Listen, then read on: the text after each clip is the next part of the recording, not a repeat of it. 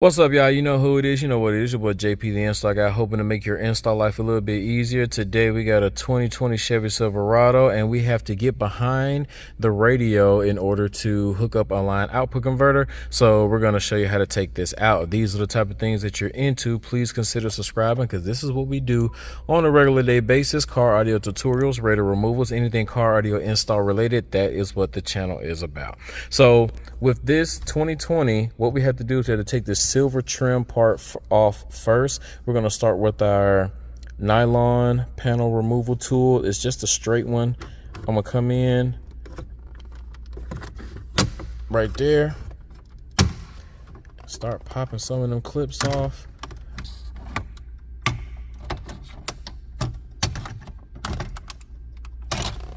Then I guess I'll start with the other side. I don't know if this thing is popping off easy because it's just easy, or if somebody already tried to take this off, but literally only held in by those little panel clips. And it looks like we have a torque screw. Looks like it might be a T15. Let me double check that. So it does look like it is a T15, but the way this thing is made, as it's all one piece, I feel like there might be something that might be screwed on the bottom. So I'm gonna see if this piece needs to come off first. So before you guys actually start doing this, just watch the video, because I'm gonna start taking some things off and I'm gonna let you know whether it actually need to come off or not. First thing I'm going to do is remove this bottom part, because this is on top of this and that's on top of that. So let's just start down here. Seems like we're clipped in on the passenger side. There might be a screw on the driver's side.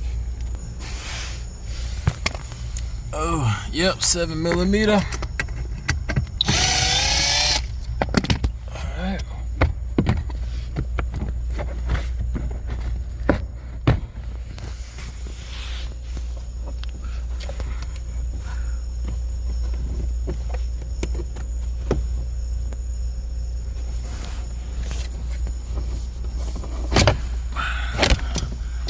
Go ahead and take that bottom piece off. All right, so I'm guessing the bottom piece, I don't see any screws or anything like that. So this part should just pull to the front with some more panel clips. All right, that's one.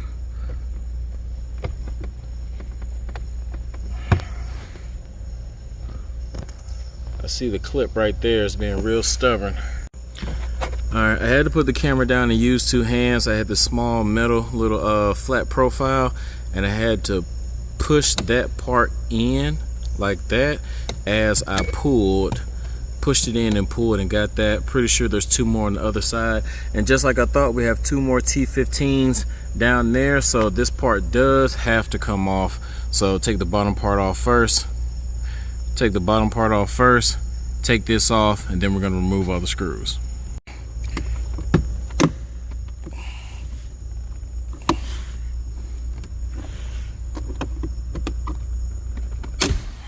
Shoot. 5. Don't forget there's one in the middle. All right, so now we have two T15s at the bottom. 3, 4, 5, and 6. Let's go ahead and take these out, and that whole radio should just flop out to the front.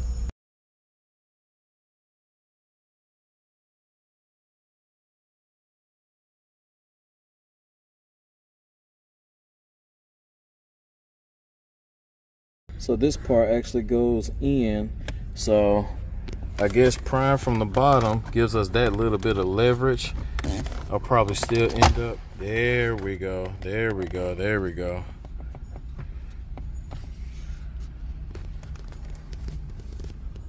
Okay.